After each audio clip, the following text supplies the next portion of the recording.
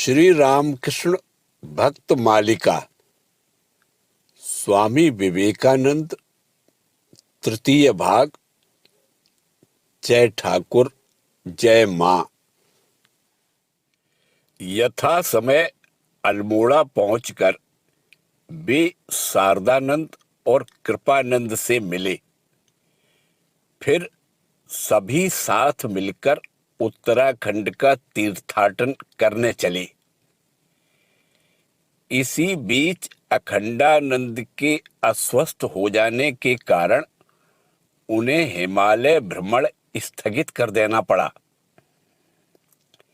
चिकित्सक की सलाह पर स्वामी जी ने अखंडानंद को नीचे समतल में भेज दिया और स्वयं अन्य गुरु भाइयों के साथ अग्रसर होते हुए क्रमशः मसूरी पर्वत के नीचे अवस्थित राजपुर पहुंचकर वहां तुरायानंद से मिले। तत्पश्चात वे ऋषिकेश में आकर तपस्या करने लगे, परंतु वहां पहुंचने के थोड़े ही दिन बाद ज्वर के भयंकर आक्रमण से उनके प्राण संकट में पड़ गए। उसी समय संयोगवश वहां एक साधु आए और सब कुछ जानने के बाद एक दवा देकर आश्चर्यजनक रूप से उनकी जान बचाई।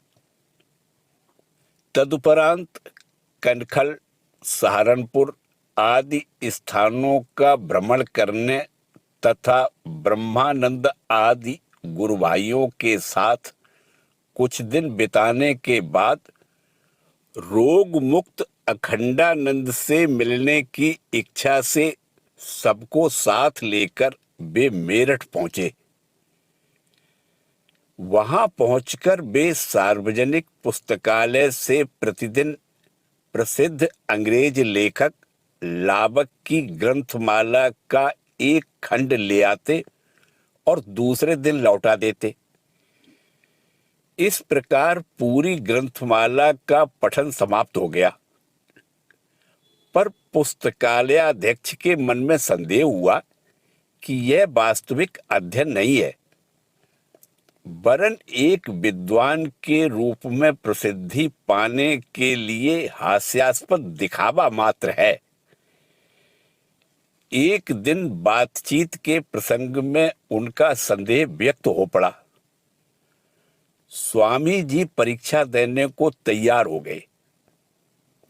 पुस्तकालयाध्यक्ष भिन्न भिन्न पुस्तकें उठाकर प्रश्न करने लगे और स्वामी जी यथोचित उत्तर देते हुए उनका संदेह निवारण करने लगे। अंत में पुस्तकालय के अधिकारी ने अपनी गलती स्वीकार की। स्वामी अखंडानंद ने जब उनकी इस असाधारण क्षमता के बारे में पूछा तो उन्होंने कहा, मैं एक एक शब्द की ओर ध्यान देकर नहीं पढ़ता, पूरा वाक्य एक साथ पढ़ता जाता हूं। मेरठ में 3 महीने से अधिक समय बिताने के बाद स्वामी जी सभी का साथ छोड़कर एकाकी भ्रमण के उद्देश्य से दिल्ली की ओर चले, परंतु उनका निषेध न मानते हुए कोई कोई कुछ दिनों में वहां पहुंचकर उनसे मिले।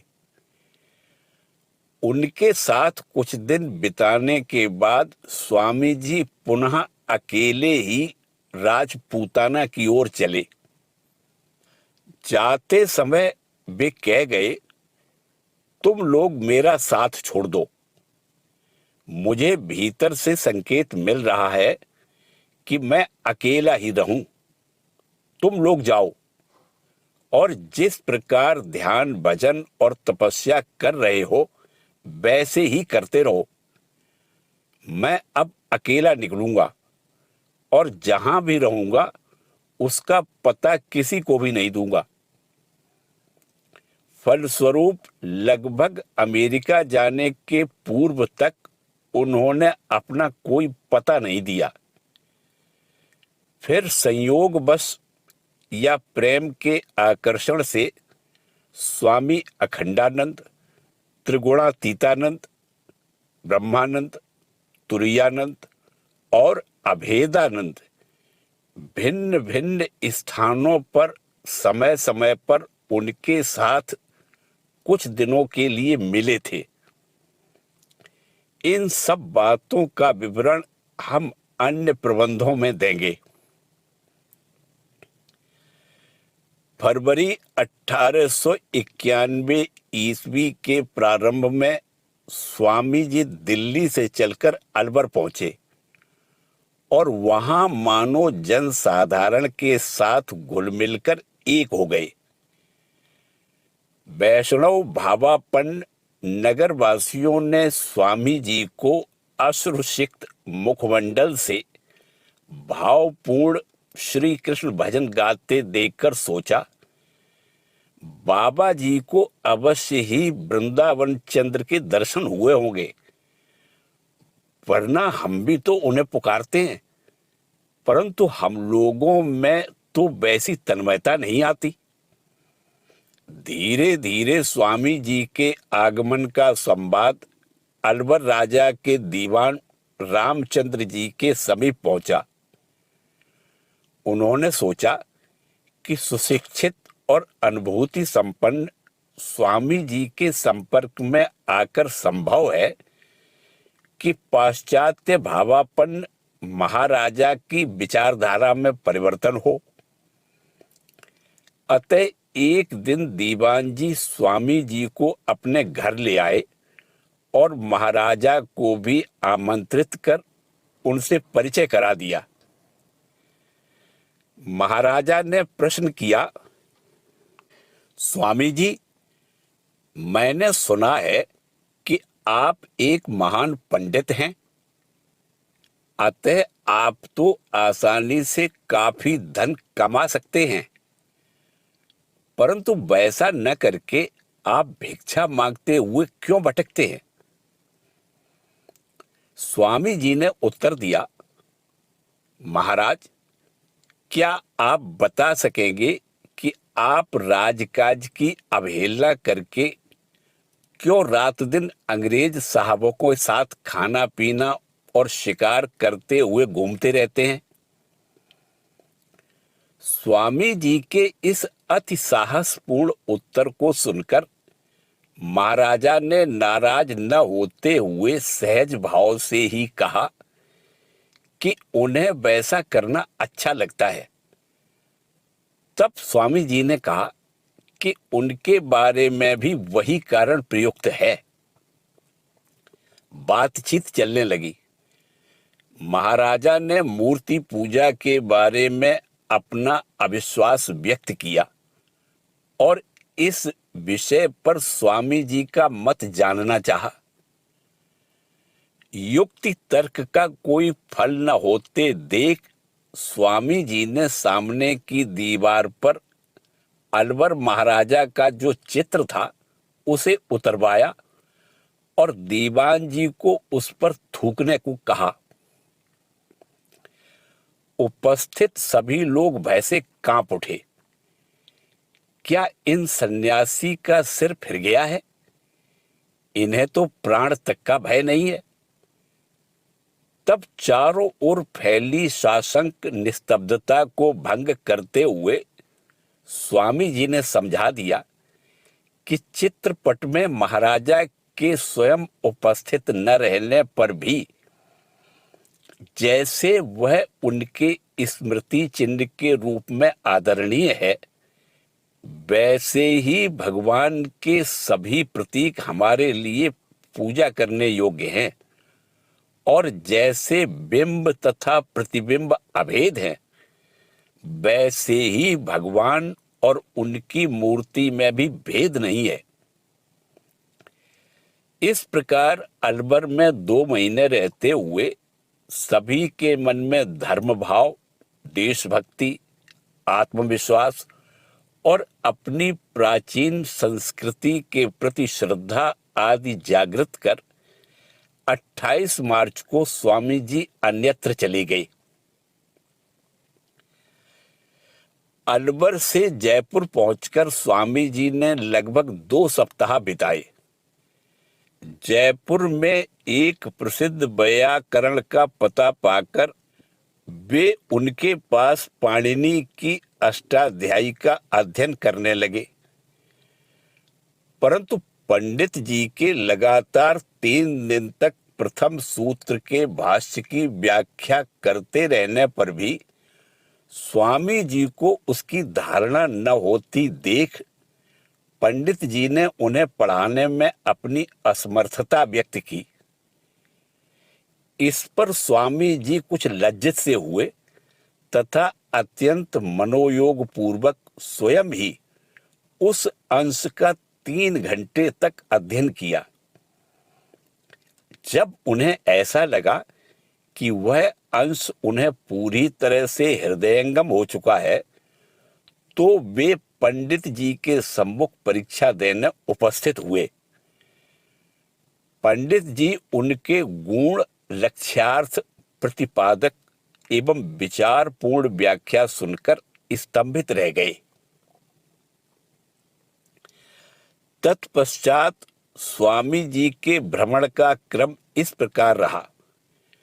वे जयपुर से अजमेर गए, फिर उन्होंने आबू जाकर वहां के रमणीय परिवेश में अवस्थित 13वीं शताब्दी में 8 करोड़ रुपए की लागत से बने सुंदर शिल्प अलंकृत जैन मंदिर का दर्शन किया। 14 अप्रैल को उन्होंने आबू पर्वत की एक गुफा में आश्रय लिया और बाद में एक वकील के घर चले गए। वहां पर स्वामी जी का खेतड़ी के महाराजा तथा अन्य अनेक गणमान्य व्यक्तियों के साथ परिचय हुआ। उनके मधुर और ज्ञान गंभीर वार्तालाप से मुक्त हो कुछ दिन बाद ही खेतड़ी के महाराजा उन्हें साथ लेकर अजमेर जयपुर होते हुए अपने राज्य में लौटे और बड़े आनंद के साथ उनकी सेवा करने लगे। उन्होंने उनसे दीक्षा भी ग्रहण की। वहां की राजसभा में उन दिनों नारायण दास नाम के एक प्रसिद्ध वैयाकरण थे। स्वामी जी ने इस अवसर को भी हाथ से नहीं जाने दिया और पतंजलि महाभाष्य का अध्ययन जो अधूरा रह गया था पुनः आरंभ किया। अपनी दक्षता के फलस्वरूप वे शीघ्र ही पंडित जी की प्रशंसा प्राप्त करने में समर्थ हुए। खेतड़ी नरेश पुत्रहीन थे। एक दिन पुत्र लाभ की इच्छा से उन्होंने विनय पूर्वक गुरुदेव से आशीर्वाद की याचना की। ऐसे परम अनुगत भक्त का अनुरोध टालना असंभव समझकर स्वामी जी ने उन्हें हृदय खोलकर आशीर्वाद दिया। आगे चलकर हम देखेंगे कि सत्य संकल्प ब्रह्मज्ञ पुरुष का यह वरदान यथा समय फलप्रसू हुआ था। इन्हीं दिनों ग्रीष्म की एक संध्या को दरबार में एक नर्तकी का वीणा के साथ गायन कार्यक्रम था। अचानक महाराजा के मन में आया कि स्वामी जी को भी आमंत्रित कर इस मधुर संगीत का श्रवण कराना उचित होगा। आमंत्रण पाकर स्वामी जी आए और थोड़ी देर तक धर्म चर्चा की। इसके बाद जैसे ही उस नर्तकी ने गाना शुरू किया, स्वामी जी उठकर चलने लगे, परंतु महाराजा के विशेष अनुरोध पर कि यह संगीत अत्यंत उच्च कोटि का है तथा इसे सुनकर वे आनंदित होंगे, स्वामी जी ने पुनः आसन ग्रहण कर लिया। लोक दृष्टि में हीन, समाज में सम्मान रहित वह नारी अपने हृदय की करुण विनती संगीत में ढालकर सूरदास का एक पद गाने लगी। प्रभु जी मेरे अवगुण चित न धरो, समदर्शी है नाम तिहारो, चाहे तो पार करो। एक लोहा पूजा में राखत, एक घर व्याध परो, सो दुनिया पारस नहीं जानत, कंचन करत खरो। नक्षत्र मंडित नील आकाश के नीचे निशा के शांत समीर के साथ भक्त कवि का यह अपूर्व भावपूर्ण भजन चारों ओर गूंज उठा। स्वामी जी उस भाव राज्य में डूब गए। उन्होंने देखा, सच ही तो सर्वम खलविदम ब्रह्म। आज इस तिरस्कृत नारी के भीतर भी उन्हीं आद्या शक्ति जगदम्बा की झलक पाकर वे कह उठे, मां, मुझसे भूल हुई। मैं आपकी अवहेलना करते हुए चला जा रहा था। आपका भजन सुनकर मुझे चैतन्य प्राप्त हुआ। धीरे धीरे खेतड़ी त्यागने का समय आया। अनुरागी राजा और गरीब प्रजा से विदा लेकर स्वामी जी गुजरात की ओर चले। अहमदाबाद में कुछ दिन बिताकर क्रमशः वे सौराष्ट्र के लिमड़ी नगर पहुंचे। वहां उन्हें पता चला कि नगर के निकट ही निर्जन में साधुओं का एक निवास स्थान है, जहां पर जाकर रहा जा सकता है। स्वामी जी ने वहां जाकर आश्रय लिया, परंतु वहां प्रवेश करने के बाद उन्हें समझने में देर नहीं लगी कि वे सब साधु नामधारी पाखंडियों के हाथ में बंदी हो चुके हैं। उनके नेता ने स्पष्ट रूप से कहा, हम लोग एक विशेष साधना में लगे हुए हैं, जिसमें सिद्धि प्राप्त करने के लिए आपके जैसे एक उच्च स्तर के साधु का बाल ब्रह्मचर्य भंग करना आवश्यक है। सुनते ही स्वामी जी सिहर उठे, परंतु बाहर भय या उद्विग्नता का कोई लक्षण व्यक्त न कर शांत मन से जगदम्बा से मुक्ति की प्रार्थना करने लगे। दूसरे दिन एक पूर्व परिचित बालक के उनसे मिलने आने पर उन्होंने खपरेल के एक टुकड़े पर कोयले से कुछ शब्द लिखकर उसे उसके हाथ लिमड़ी महाराजा के पास भेज दिया। प्रायः 2 दिन इस कारागृह में यातना में बिताने के बाद राजा की सहायता से उन्होंने छुटकारा पाया। इसके बाद वे कुछ दिन राजभवन में रहे और फिर जूनागढ़ गए। जूनागढ़ में स्वामी जी राज्य के दीवान हरिदास बिहारी दास महाशय के अतिथि हुए। इसी समय वे हिंदू, बौद्ध, जैन और इस्लाम सभी संप्रदायों के पवित्र एवं प्रसिद्ध तीर्थ क्षेत्र गिरनार पर्वत पर गए और वहां दत्तात्रेय तथा जैन तीर्थकरों की पवित्र स्मृति और अनुकूल प्राकृतिक वातावरण से मुग्ध हो कुछ दिन तक ध्यान धारणा आदि में मग्न रहे। इसके बाद वे जूनागढ़ लौटे और मित्रों से विदा लेकर भुज राज्य की ओर चले। विदाई के समय दीवान जी ने स्वामी जी को भुज के उच्च राज्याधिकारियों के नाम एक परिचय पत्र लिखकर दिया। संभव है आपके मन में प्रश्न उठे, इस अकिंचन भ्रमणशील परिव्राजक में यह कैसा परिवर्तन आया? वे क्यों एक राजभवन से दूसरे राजभवन को परिचय पत्र लेकर घूमने लगे?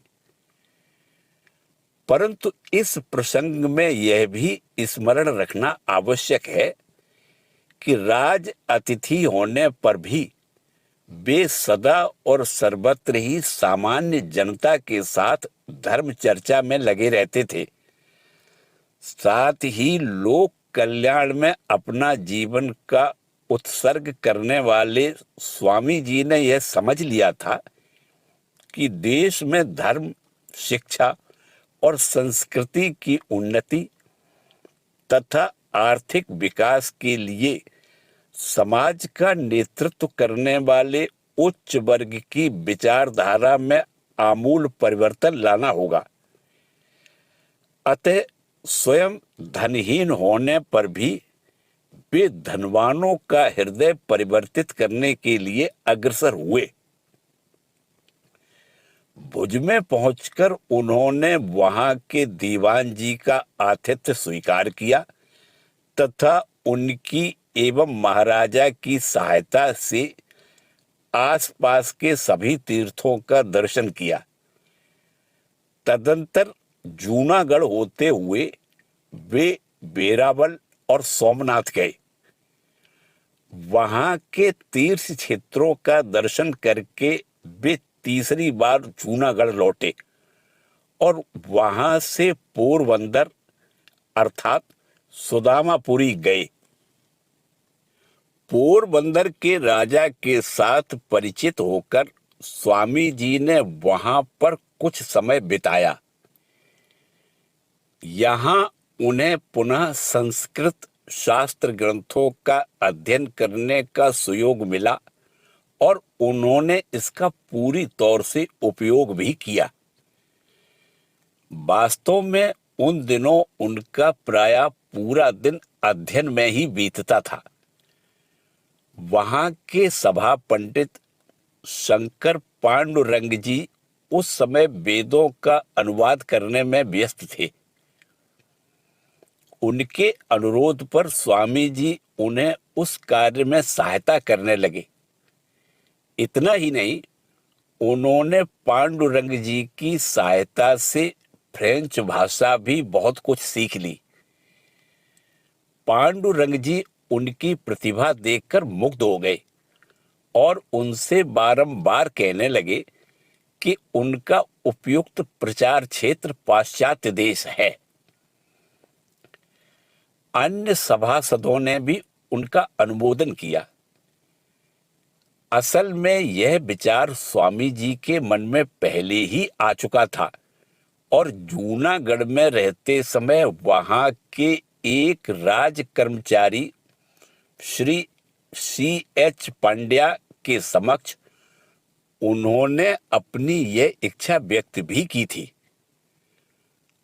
उनके भारत की उन्नति के लिए कटिबद्ध होने पर भी एक अकिंचन सन्यासी के लिए ऐसा सोचना उस समय साधारण लोगों की दृष्टि में एक कल्पना मात्र थी।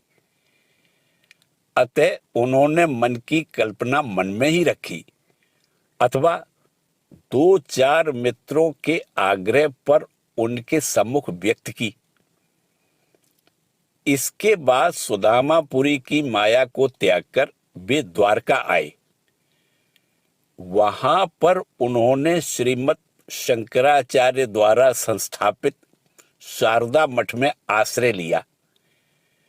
मठ के निर्जन कक्ष में गहन चिंतन का विषय था इस आत्मविस्मृत, पीड़ित तथा दूसरों के अनुकरण में रत हिंदू भारतवर्ष के लिए मैं क्या कर सकता हूं। उनकी व्याकुलता में वृद्धि हो रही थी, तथापि उनका पथ तब भी निश्चित नहीं हो सका था। अतः मन में अशांति बनी रही। इसके पश्चात स्वामी जी खंडवा गए और वहां संयोगवश वकील हरिदास चट्टोपाध्याय के साथ परिचित होकर उन्हीं के मकान पर लगभग 3 सप्ताह बिताए। खंडवा में ही शिक्षित वर्ग के साथ विचारों का आदान प्रदान करते हुए स्वामी जी के मन में शिकागो धर्म महासभा में भाग लेने की इच्छा ने स्पष्ट रूप धारण किया। एक दिन उन्होंने हरिदास बाबू से कहा, यदि कोई मेरे आने जाने का व्यय वहन करे तो मैं जा सकता हूं, परंतु उपयुक्त समय तब भी नहीं आया था। अतः उन्होंने रामेश्वर दर्शन की इच्छा से दक्षिण की ओर प्रस्थान किया। पहले वे बंबई गए। 1892 ईस्वी के अंतिम सप्ताह में बंबई पहुंचकर स्वामी जी बैरिस्टर छबील दास के मकान पर ठहरे और वहां वेदांत चर्चा में रत हुए। इसी समय संयोगवश स्वामी अभेदानंद के साथ भेंट होने पर उन्होंने कहा था, काली, मेरे भीतर इतनी शक्ति एकत्र हो गई है कि भय होता है कहीं फट न जाऊं। बंबई से पूना जाते समय रेलगाड़ी में उन्हें देखकर कुछ यात्री अंग्रेजी में सन्यासियों की निंदा करने लगे। उन्होंने सोचा था कि स्वामी जी अंग्रेजी नहीं समझेंगे, परंतु थोड़ी देर बाद स्वामी जी ने भी उस चर्चा में भाग लिया। उनकी तीक्ष्ण प्रतिभा देखकर और अकाट्य युक्तियां सुनकर वे लोग दंग रह गए। गाड़ी के उसी डिब्बे में गुणग्राही बाल गंगाधर तिलक भी यात्रा कर रहे थे। उन्होंने स्वामी जी को अपने घर ले जाकर लगभग 1 महीने रखा। पूना से स्वामी जी बेलगांव आए। वहां पर वे पहले तो एक महाराष्ट्र सज्जन के और बाद में श्री हरिपद मित्र के मकान पर ठहरे। दोनों ही स्थानों पर बहुत से धर्म पिपासु उनके दर्शन करने एवं सत्चर्चा सुनने एकत्र हुआ करते थे। सभी लोग यह देखकर विस्मित रह जाते कि स्वामी जी जिस प्रकार एक और धर्म के जटिल तत्वों को अत्यंत सहज, सुंदर एवं मौलिक ढंग से समझा सकते हैं, उसी प्रकार दूसरी ओर भौतिक विज्ञान, ज्योतिष शास्त्र, समाज तत्व और अर्थशास्त्र आदि विषयों में भी उनका ज्ञान असाधारण है तथा उनका प्रत्येक वाक्य विचार संपदा से पूर्ण है। उस समय भी स्वामी जी के मन में शिकागो जाने की इच्छा उठ रही थी।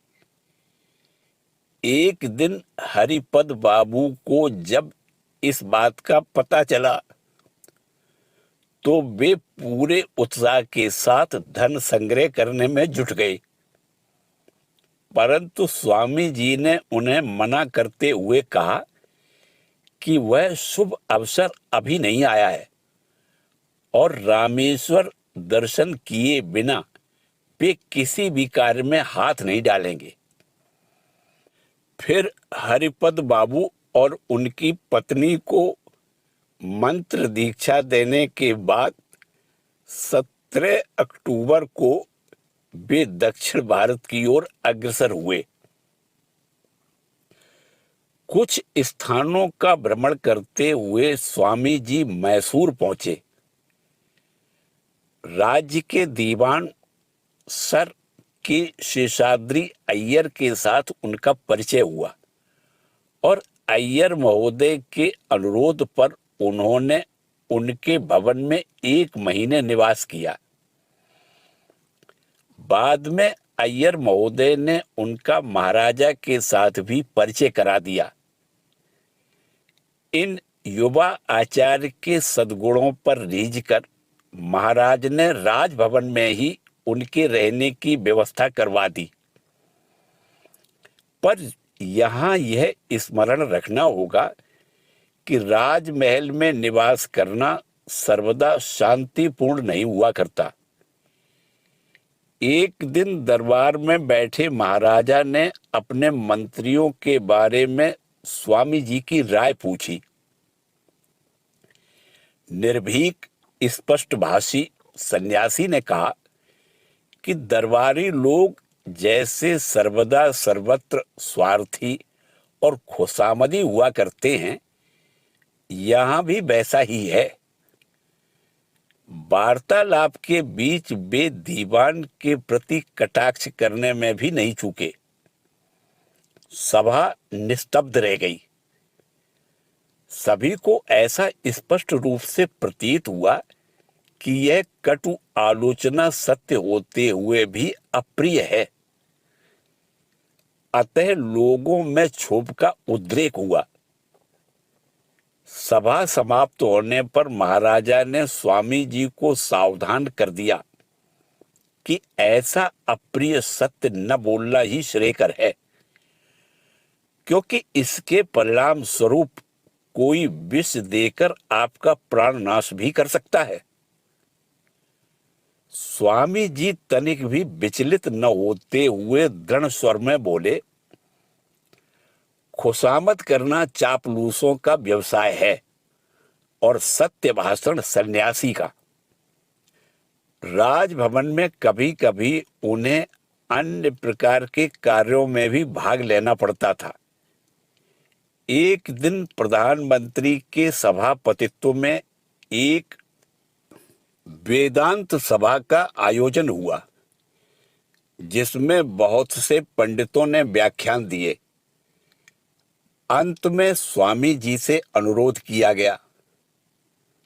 उन्होंने अपनी अनुभूति द्वारा उपलब्ध वेदांत के गुण तत्वों तथा जीवन में उनके उपयोग के संबंध में ऐसा मर्म स्पर्शी व्याख्यान दिया कि चारों ओर से साधुवाद की वर्षा होने लगी। एक और दिन प्रधानमंत्री महोदय ने स्वामी जी के गुणों पर मुग्ध हो अपने निजी सचिव के साथ उन्हें इस उद्देश्य से बाजार भेजा कि वे स्वामी जी को उनकी अभिरुचि के अनुसार कोई मूल्यवान वस्तु खरीद दें, चाहे उसका मूल्य 1000 रुपये ही क्यों न हो। स्वामी जी ने सारी चीजें देखी, प्रशंसा भी की, परंतु लिया कुछ भी नहीं। अंत में सचिव के पुनः पुनः अनुरोध करने पर उन्होंने कहा, मेरे लिए यहाँ की सर्वोत्तम चिलम ला दीजिए। इसी का नाम है निष्परहा। और एक दिन महाराजा ने प्रधानमंत्री और स्वामी जी को अपने कक्ष में बुलाकर यह जानना चाहा कि वे स्वामी जी के लिए क्या कर सकते हैं। स्वामी जी ने लगभग 1 घंटे तक भारतवर्ष की उन्नति के बारे में हृदय स्पर्शी चर्चा की। इस वार्ता के प्रसंग में उन्होंने अपनी शिकागो जाने की अभिलाषा व्यक्त की। सुनते ही महाराजा ने तुरंत ही उनका सारा व्यवहार उठाना चाहा, परंतु स्वामी जी की वही एक टेक थी, रामेश्वर दर्शन किए बिना अपना कार्यक्रम निश्चित नहीं करूंगा। संभवतः भारत के भाग्य विधाता ने अपने वर पुत्र को विदेश भेजने के पूर्व स्वदेश के साथ घनिष्ठ रूप से परिचित कराने की जो योजना बनाई थी, वह अब भी पूर्ण नहीं हुई थी।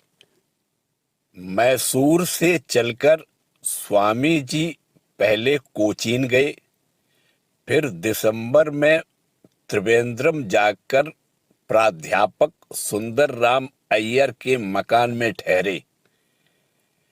अन्य स्थानों की ही तरह यहाँ पर भी स्वामी जी विद्वत समाज में शीघ्र ही प्रसिद्ध हो गए। वहां 9 दिन बिताने के बाद 22 दिसंबर को स्वामी जी कन्याकुमारी गए। वहां पर मंदिर में उन्होंने विधिवत देवी कुमारी के दर्शन किए और फिर तरंगायित समुद्र के वक्ष पर अवस्थित भारतवर्ष के अंतिम शिलाखंड पर जा ध्यानस्थ हो गए। सन्यासी के ध्यान नेत्रों के समक्ष पद दलित हिंदू जाति की असह मर्म वेदना जागृत हो उठी। इस जाति की उन्नति का मार्ग अवरुद्ध पड़ा है, अंतर में गहन अंधकार भरा है और चारों ओर दुख दारिद्र्य का दुर्गंध पूर्ण विकट साम्राज्य फैला है। क्या इसका प्रतिकार करना संभव है? इस युग में इस पतित राष्ट्र का उद्धार दूसरों की सहायता के बिना असंभव है। इसकी आत्म चेतना को जगाने के लिए बाहर से आघात मिलना आवश्यक है। परंतु उपाय क्या है?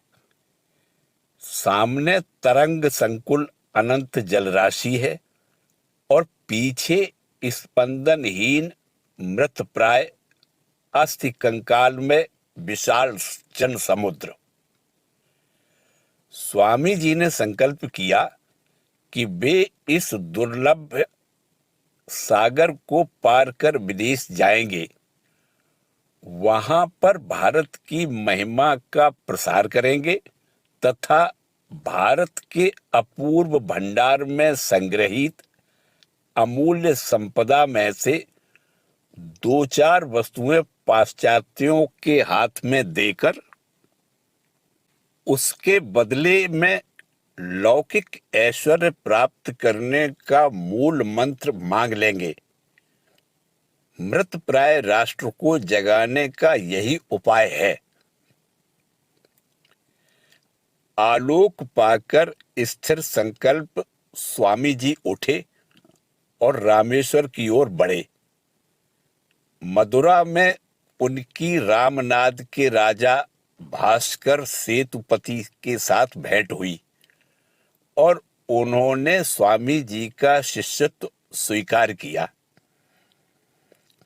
रामेश्वर दर्शन कर लेने के पश्चात जब वे पांडिचेरी होते हुए मद्रास पहुंचे तो वहां के विचारशील तथा शिक्षित नागरिकों और विशेषकर युवकों ने शीघ्र ही उनके भाव गांभीर्य तथा मौलिकता का परिचय पाकर उनके उपदेश की आशा में उनके पास आवागमन प्रारंभ किया। उनके अनुरागियों की संख्या में वृद्धि होते होते क्रमशः एक बड़ा दल सा गढ़ उठा। उनके वार्तालाप से भक्तों को विदित हुआ कि स्वामी जी विदेश जाने को उत्सुक हैं। यह बात उन लोगों के मन में भी जच गई और वे इस संकल्प को रूपायित करने के लिए धन संग्रह के कार्य में जुट गए। परंतु स्वामी जी के मन में अकस्मात यह शंका उठी, मैं अपनी ही इच्छा के अनुसार यह कार्य कर रहा हूं अथवा इसमें विधाता का कोई गूढ़ उद्देश्य निहित है। उन्होंने भक्तों से कहा कि जगदम्बा का मत जाने बिना वे इस धन को स्वीकार नहीं कर सकते, अतः उसका निर्धनों में वितरण कर दिया जाए। महामाया की इच्छा होने पर धन आप ही आ जाएगा। फलस्वरूप धन को गरीबों में बांट दिया गया और स्वामी जी ने भी चैन की सांस ली। यह घटना असंभव कार्य को हाथ में लेने के पूर्व की संदेह जनित चित्त की चंचलता थी अथवा उद्दाम वेग से सीमोल्लंघन करने के पूर्व समुद्र के समान क्षण भर के लिए पीछे हटना था। इस प्रश्न का उत्तर हमें भविष्य का इतिहास ही देगा। तदंतर फरवरी 1893 ईस्वी के मध्य में स्वामी जी हैदराबाद पहुंचे। 13 तारीख को उन्होंने सिकंदराबाद के महबूब कॉलेज में मेरे पश्चिम जाने का उद्देश्य विषय पर एक विद्वतापूर्ण भाषण दिया, जिसे सुनने को 1000 से भी अधिक श्रोता विद्यमान थे। उनके इस भाषण ने स्वामी जी की विद्वता, भारत की अमूल्य संस्कृति एवं पाश्चात्य देशों से भारत को कैसी सहायता मिलनी चाहिए आदि बातों के संबंध में सभी को ज्ञात कराया एवं उनमें उत्सुकता की सृष्टि की। इसके तथा व्यक्तिगत चर्चा वार्तालाप आदि के फलस्वरूप अनेक लोगों ने उनकी विदेश यात्रा का व्यवहार वहन करने का वचन दिया। हैदराबाद से लौटने पर मद्रास वासियों ने स्वामी जी का भव्य स्वागत किया और पुनः उनकी पश्चिम यात्रा के लिए यथेष्ट धन संग्रह करने हेतु द्वार द्वार पर जाकर भिक्षा मांगने लगे। इस बार स्वामी जी ने उन्हें मना नहीं किया, परंतु साथ ही जगदम्बा की इच्छा जानने के लिए मन ही मन प्रार्थना करने लगे। इसी बीच एक रात उन्होंने स्वप्न देखा। श्री रामकृष्ण देव समुद्र तट से जल के ऊपर चलते हुए दूसरे तट की ओर बढ़े चले जा रहे हैं और उन्हें भी पीछे पीछे चले आने का संकेत कर रहे हैं। दूसरे ही क्षण उनकी नींद खुल गई। मन परम शांति से पूर्ण हो गया और देववाणी सुनाई दी, जाओ। इस पर भी पूर्णतया संतुष्ट न होकर उन्होंने कलकत्ते में श्री माता जी को पत्र लिखकर सब कुछ बतलाया और उनके आशीर्वाद की याचना की। माता जी इतने दिन बाद अपने स्नेहास्पद का पत्र पाकर एक ओर तो आनंदित हुई, परंतु दूसरी ओर विदेश में संतान का अनिष्ट न हो, इस आशंका से वे अत्यंत चिंतित भी हुई।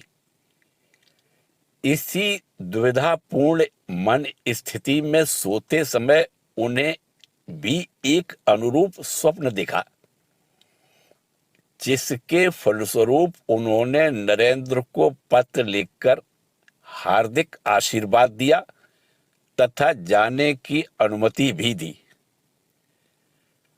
पत्र पाकर स्वामी जी का मुखमंडल उत्साह से खिल उठा। उनका उत्साह शिष्यों के भीतर भी संचारित हुआ और 2-4 दिन के भीतर ही समुद्र यात्रा की तैयारी पूरी हो गई। इधर स्वामी जी से मिलने के 2 वर्ष बाद ही पुत्र लाभ होने के फलस्वरूप अत्यंत आह्लादित खेतड़ी नरेश ने पुत्र को उनसे आशीर्वाद दिलाने की इच्छा से अपने निजी सचिव जगमोहन लाल को मद्रास भेजा। स्वामी जी ने उन्हें बताया कि 31 मई को उनकी यात्रा का दिन निश्चित हुआ है, अतः इतने कम समय में खेतड़ी जाकर लौटना संभव नहीं है। परंतु जगमोहन लाल आग्रह करने लगे कि वे अपने आने जाने की व्यवस्था का भार महाराजा पर छोड़कर कम से कम एक दिन के लिए तो खेतड़ी आने की अवश्य ही कृपा करें। स्वामी जी इस हार्दिक अनुरोध को टाल नहीं सके। खेतड़ी से लौटते समय राजा की व्यवस्था अनुसार जगमोहन लाल स्वामी जी के साथ बंबई तक आए और वहां स्वामी जी को जहाज में बैठाकर राजा के दिए हुए वस्त्र आदि समर्पित किए। 31 मई 1893 ईस्वी को स्वामी जी विशाल समुद्र के पार जाने के लिए जहाज पर सवार हुए। अब स्वामी जी के जीवन का तथा भारतवर्ष के समस्त जीवन का भी एक नया अध्याय शुरू हुआ। एक आत्मविस्मृत राष्ट्र को विश्व सभा में सर्वोच्च स्थान दिलाकर उसका अपनी दिव्य शक्ति के प्रति अविश्वास दूर करना, दूसरों के पैरों तले दबे भारतवर्ष को अपना मस्तक ऊंचा कर विश्व समाज में अपना स्थान ग्रहण करने के लिए आवाहन करना, मदान्ध पाश्चात्य जगत की एक इसके पहले अज्ञात सत्य के प्रति जिज्ञासा जगाकर उसके भंडार स्वरूप भारत के प्रति उनकी श्रद्धा आकर्षित करना और विदेशी शोषणकर्ताओं को स्वार्थ त्याग कराकर विजितों की सेवा में लगाना, यह इतना सहज कार्य नहीं है। तथापि यही विवेकानंद के जीवन का धनुर्भंग प्रण था। उस समय भला यह कौन जानता था कि ये अज्ञात सन्यासी ही भारतवर्ष तथा समग्र विश्व में एक नवीन भावधारा का सूत्रपात करेंगे। किसने सोचा था कि इस साधारण सी धर्म महासभा के सहारे विश्व इतिहास के एक चिर स्मरणीय अध्याय की रचना होगी। अविश्वसनीय सा लगने पर भी यह सत्य है। बंबई से श्रीलंका, सिंगापुर, हांगकांग और जापान होते हुए प्रशांत महासागर की नील जलराशि पार करके जुलाई के अंत में संभवतः 25 जुलाई 1893 ईस्वी को स्वामी जी कनाडा राज्य के वैंकूवर बंदरगाह पर उतरे और वहां से ट्रेन द्वारा अमेरिका की विराट महानगरी शिकागो पहुंचे। उस समय वहां विश्व मेला लगा हुआ था। देश विदेश से आए हुए नर नारियों की चहल पहल से चारों दिशाएं गूंज रही थी। एक अज्ञात और निसंबल सन्यासी के लिए यहां जगह कहां थी। इस अनजाने मित्रहीन विदेश में आकर विवेकानंद का वज्र हृदय भी अचानक कांप उठा। इस खर्चीले नगर में इतने अल्प धन से कैसे अधिक दिन बिता सकेंगे। पूछने पर पता चला कि सम्मेलन सितंबर में होने वाला है। इतने दिन तक होटल में रहने को उनके पास पैसे कहाँ थे।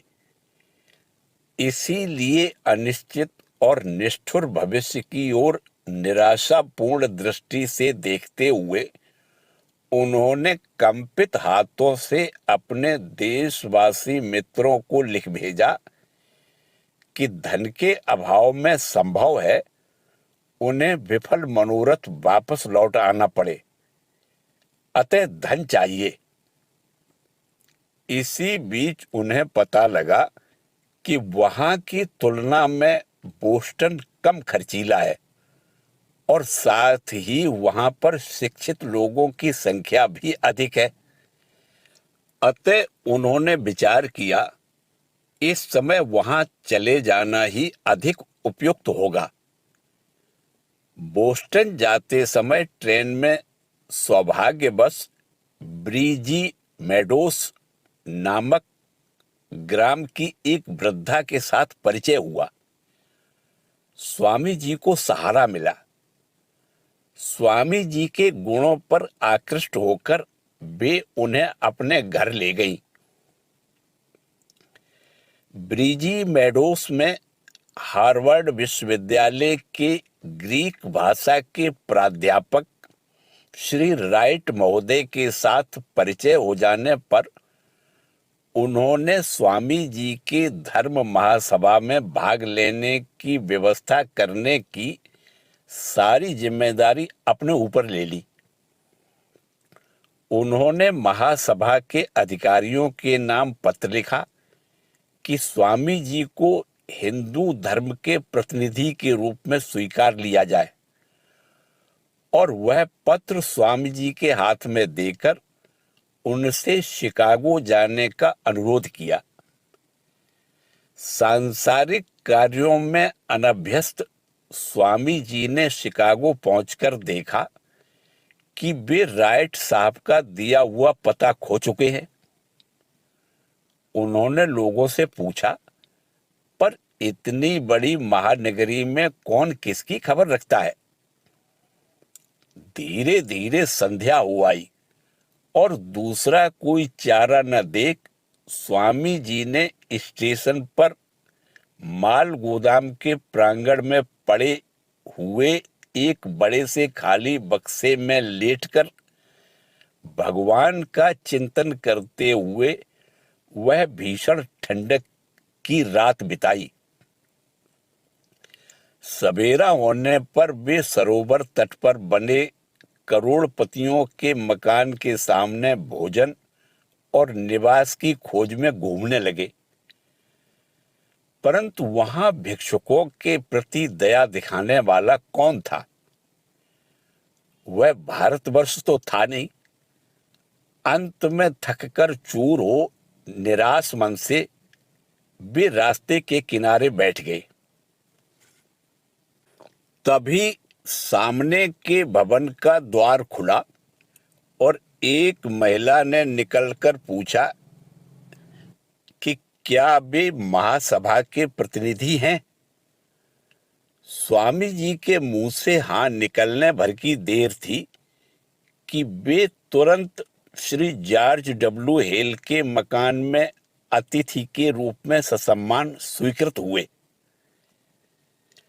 11 सितंबर को यथा समय समारोह पूर्वक महासभा का उद्घाटन हुआ। आए हुए प्रतिनिधि क्रमशः सभापति द्वारा आमंत्रित किए जाने पर अपना अपना वक्तव्य कहने लगे। सभी वक्ता पूरी तैयारी के साथ आए थे, परंतु औपचारिक व्याख्यान रीति के अनभ्यस्त स्वामी जी ने विदेश के 6-7 हजार सुशिक्षित नर नारियों के सम्मुख इस प्रकार अपने हृदय के भाव व्यक्त करने की तैयारी नहीं की थी। अतः सभापति द्वारा आवाहन किए जाने पर भी वे बार बार अभी नहीं कहकर टालने लगे। अंत में सभापति ने उनके हाँ नहीं की परवाह किए बिना ही घोषणा की, अगले वक्ता हैं स्वामी विवेकानंद। अन्य कोई उपाय न देखकर स्वामी जी श्री रामकृष्ण देव के चरणों का स्मरण करते हुए यंत्र चालित से उठ खड़े हुए और सभा को संबोधित करते हुए बोले, अमेरिका वासी बहनों और भाइयों, इन शब्दों का विद्युत के समान असर हुआ। प्रचलित औपचारिक संबोधन की अपेक्षा स्वामी जी ने इन सामान्य शब्दों से सारी महासभा के समक्ष अपने अंतर की वाणी प्रकट की, जिसे सुनकर अमेरिका वासी गदगद हो उठे और चारों ओर तालियों की गड़गड़ाहट गूंजने लगी।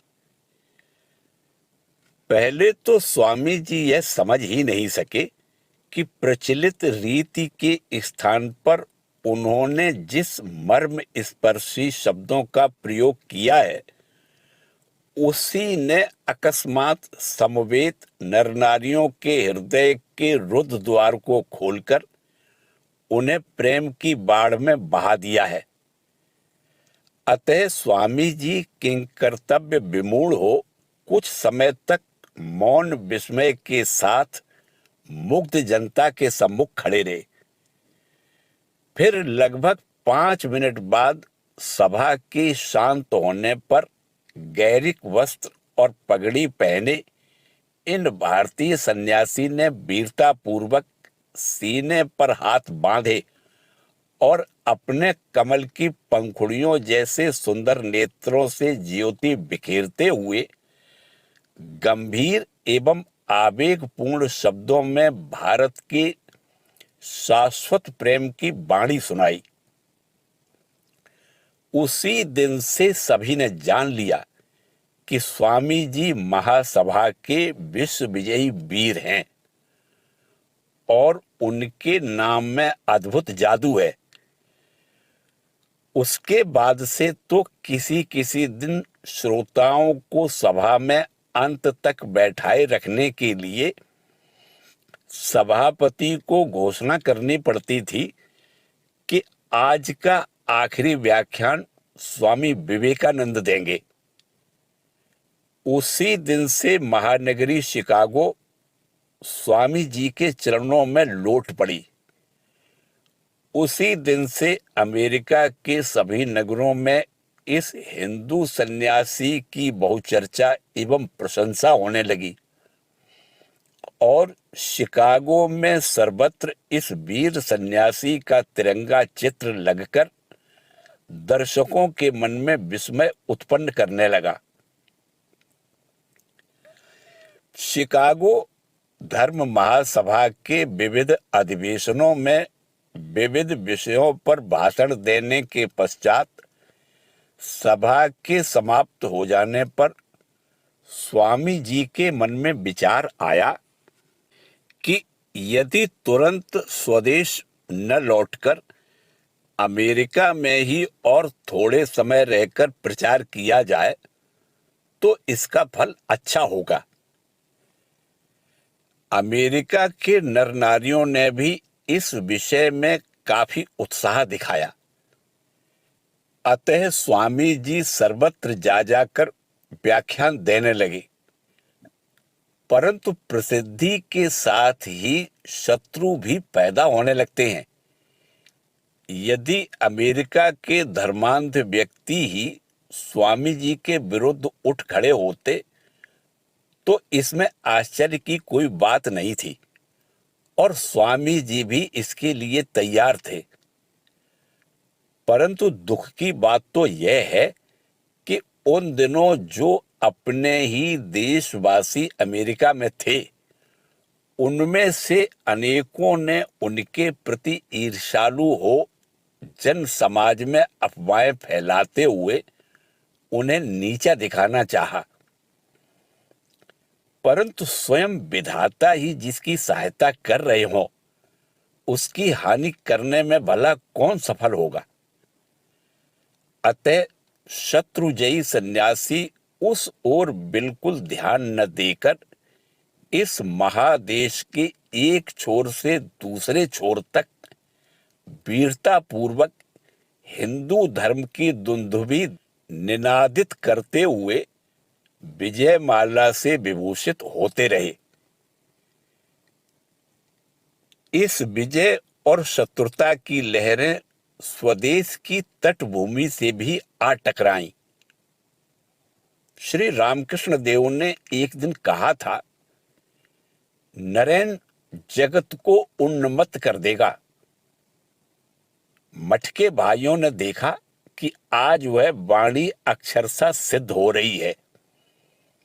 आज भारतवर्ष में सर्वत्र लाखों कंठों से विवेकानंद जी की जय का नारा उच्चारित हो रहा था, परंतु एक ओर तो जहां स्वधर्म परायण हिंदू भारत स्वामी जी के नाम पर मतवाला उठा है, वहीं दूसरी ओर विदेशी धर्म प्रचारक तथा स्वदेशी स्वार्थी एकांगियों का दल उनके विरुद्ध उठ खड़ा हुआ।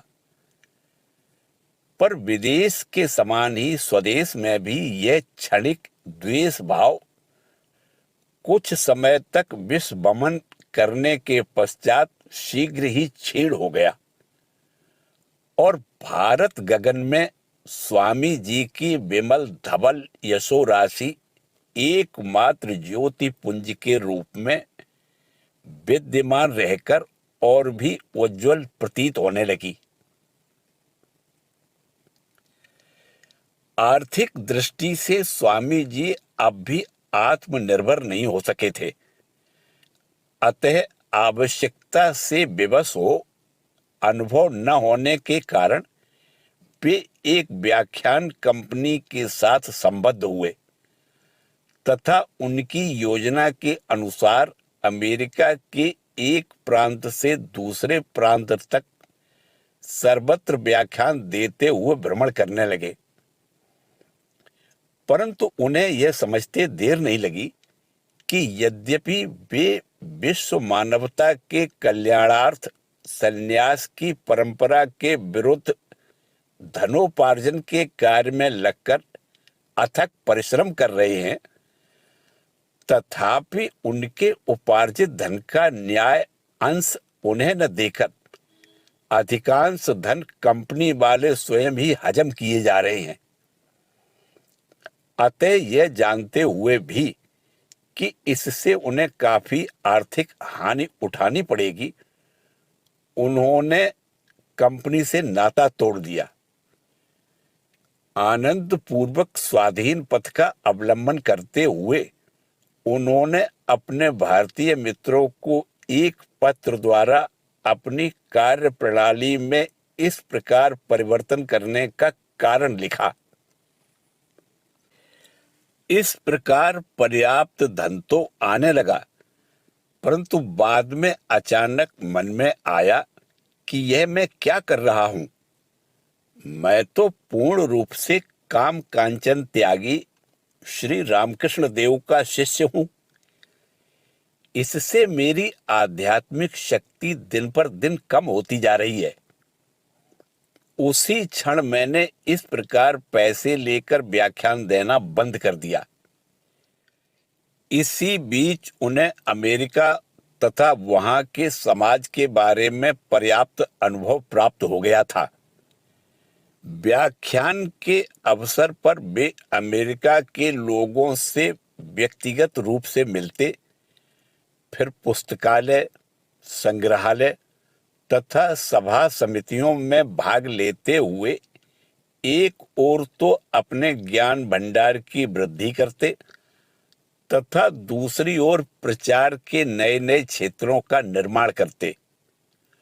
और यह सोचकर विस्मय होता है कि इस प्रकार सदा कर्म में व्यस्त रहने पर भी उनका मन प्रतिक्षण चिर ध्यानस्थ हिमालय की ही भांति अपने आप में डूबा रहता था।